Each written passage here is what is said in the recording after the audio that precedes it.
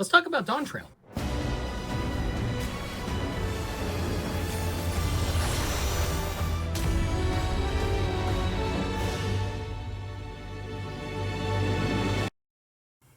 So Final Fantasy XIV's most recent expansion, Dawntrail, has been out for a bit.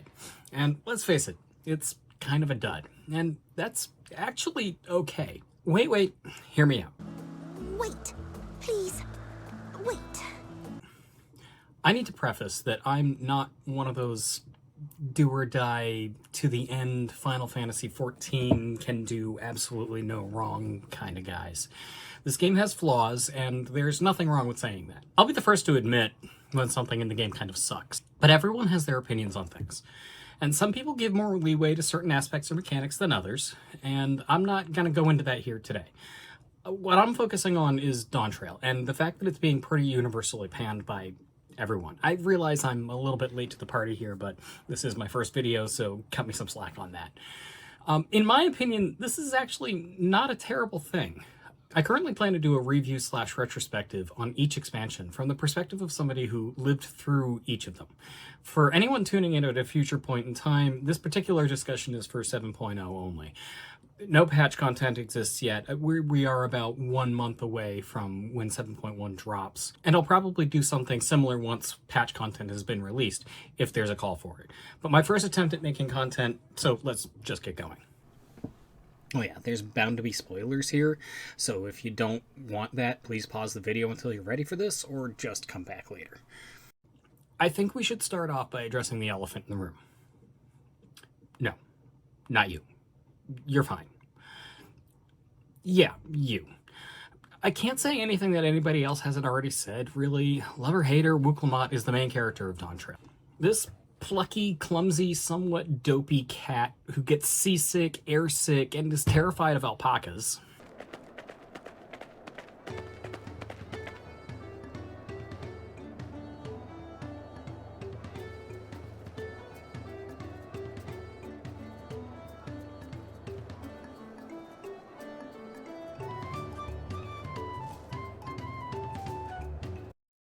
Is most often compared to One day, I'll be Hokage! shown in I'm gonna be the king of the pirates!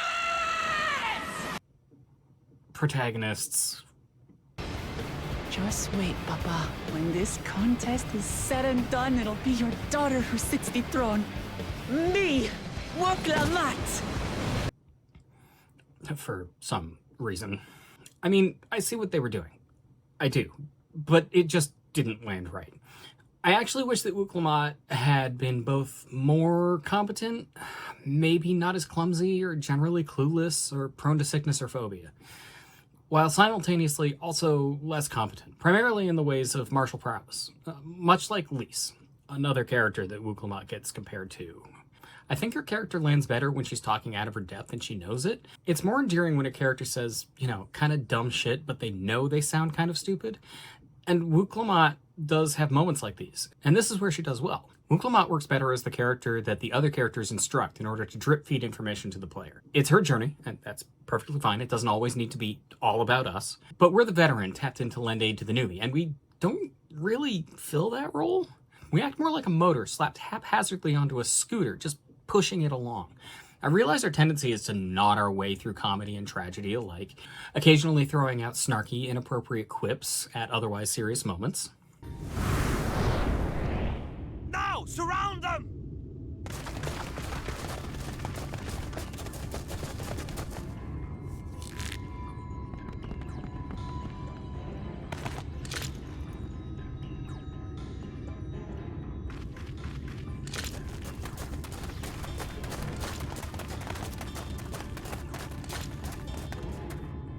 These senators, they're not like the others. There's a reason for that. Lower your weapons, please. We mean you no harm. How is it they can speak? It's a Sin Eater trick. They mean to kill us all.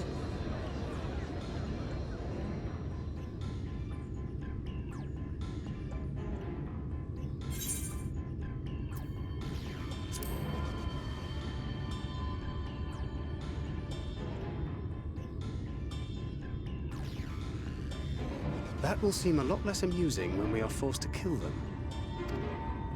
But we should have been training Wukelmat along her journey. She should have been asking advice in every other cutscene, rather than brashly charging forward and stumbling into the correct answers, or bullishly persevering against unlikely odds only to muster up the strength to do so.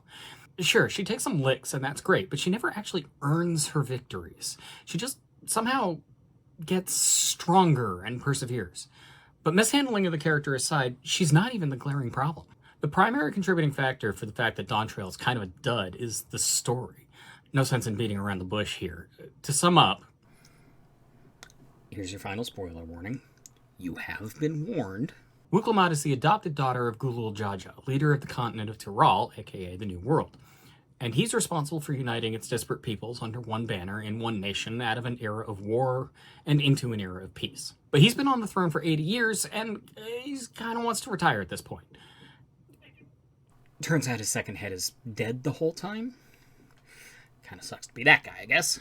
So he wants one of his children to take over and become the new Dawn Servant. We've got his natural-born son, Zaralja, and his birth was near unheard of, since Gulul Jaja is actually a rare two-headed Mamulja, otherwise known as a blessed siblings. And they're supposed to be sterile and incapable of siring children. Zaralja wants to use the might of Tyrol to conquer the world. So, okay, he's obviously the antagonist. He's the strong, silent type and throws his might around pretty casually. He's very much the might makes right kind of guy. Surprisingly, he's rather popular among the citizenry. Next up, we got the adopted son of Gulul Jaja, Kona. Kona's a bit of a nerd. He's a Charlene graduate, though he's not an Archon, and he wants to improve Tyrol through technology and innovation.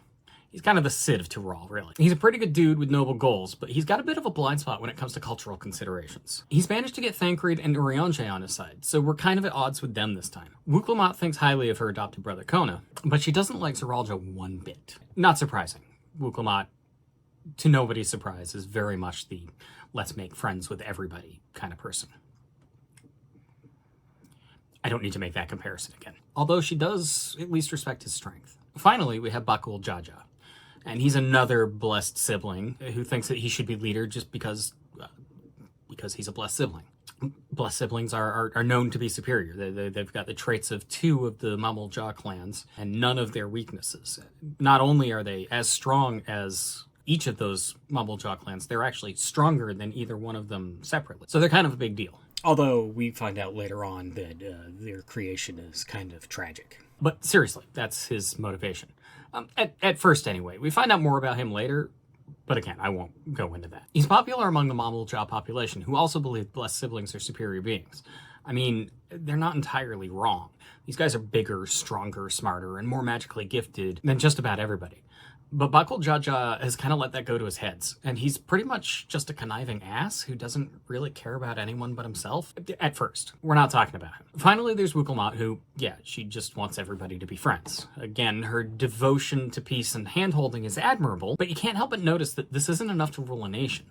In fact, it becomes abundantly clear relatively quickly that none of these promises, as the claimants are referred to, have what it takes to rule a nation. The only one who seems even remotely qualified to me is Kona, but I'm being forced to back Wukelmat because... Me! Wukelmat! Yeah, anyway. The trials to become Dawn Servant follow the steps of Gulul Jaja on his journey to unite the land 80 years ago, meeting the peoples and learning their cultures, all in order to obtain magical stones to put into tablets that will unseal the legendary City of Gold. This is pitched to us as a race to complete the trials and piece together the clues in order to locate the Golden City before the other claimants. Now, this actually sounded like a lot of fun.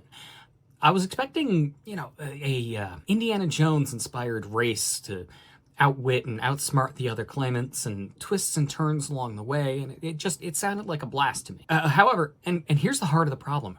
Rather than this mystical, magical mystery race, what we got is a cultural textbook in every zone that was anything but race-like. Not only was it very much not a race, each area started off with the local culture representative telling us to wait until every claimant has arrived before we get started.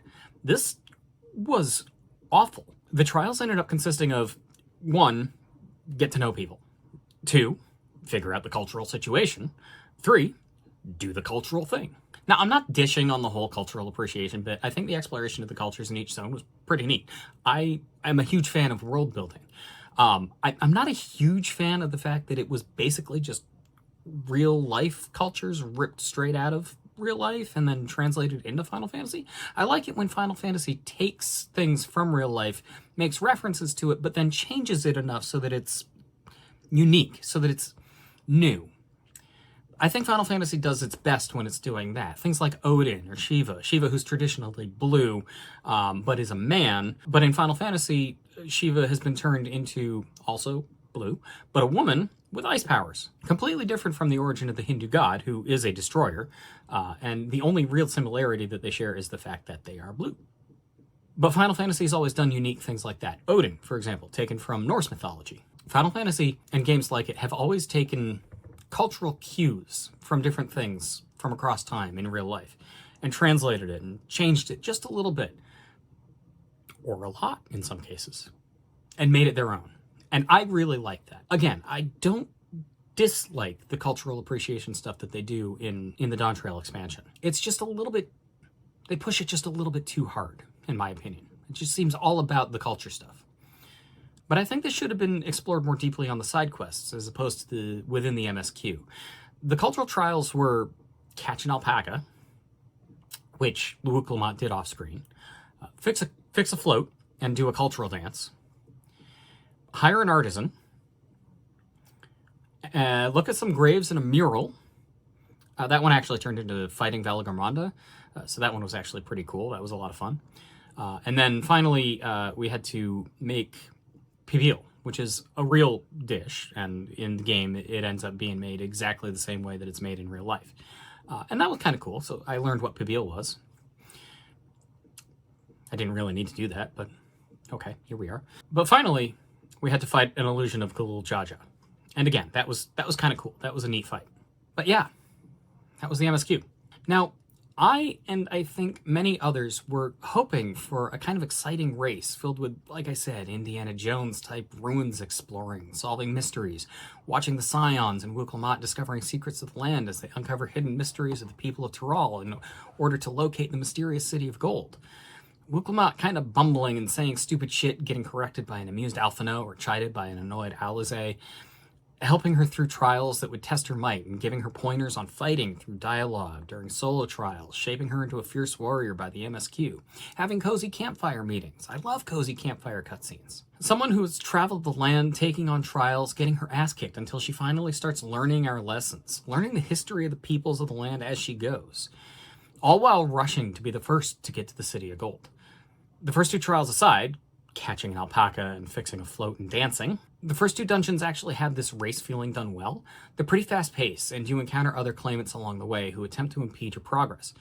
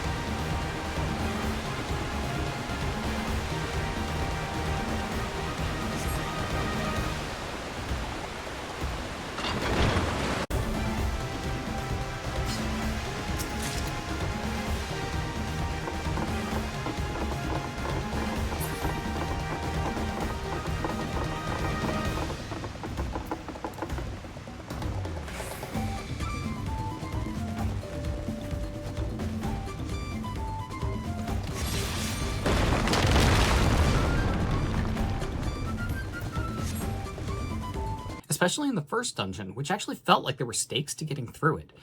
This feeling is immediately squashed when you get to the end and the moblins declare, yeah, let's wait for everybody until we get started. So why did it matter that Thancred collapsed a tunnel on us that impeded our progress? What was the point of that? The answer is, there was no point. So while each dungeon was a lot of fun, with great bosses and a fun narrative, that feeling was kind of dulled by the events that immediately came after. This is the real crime of the Dawntrail MSQ. And once you get to the second half of Dawntrail, the writing picks up a bit, and I think this portion is generally pretty acceptable.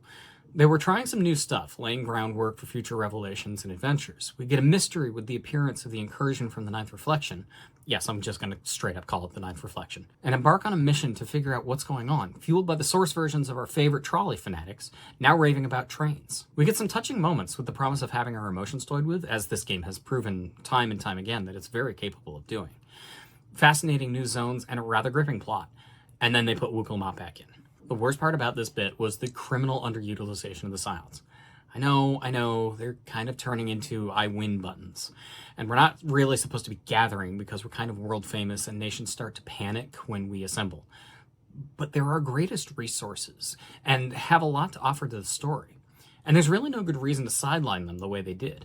Y'shtola would be all over Solution 9, and the mechanics of interdimensional fusion as part of her research into bridging the rift and making possible travel between reflections.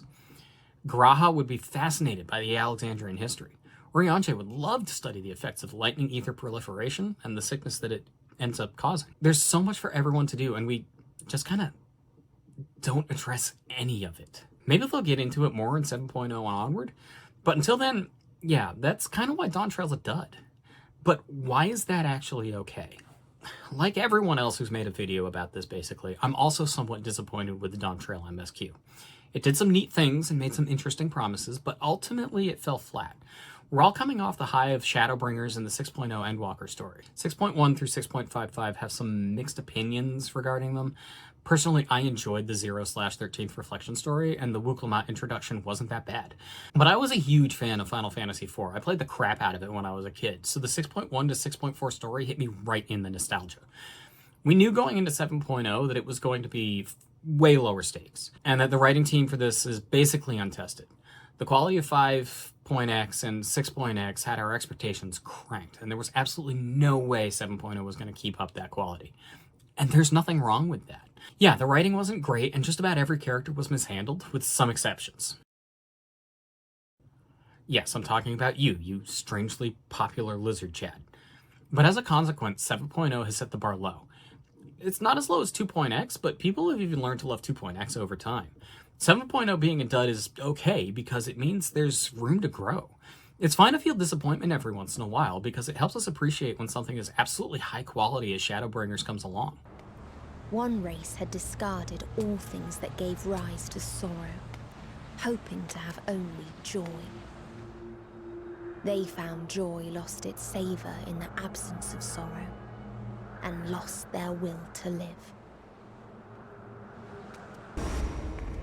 And amidst deepest despair, light everlasting.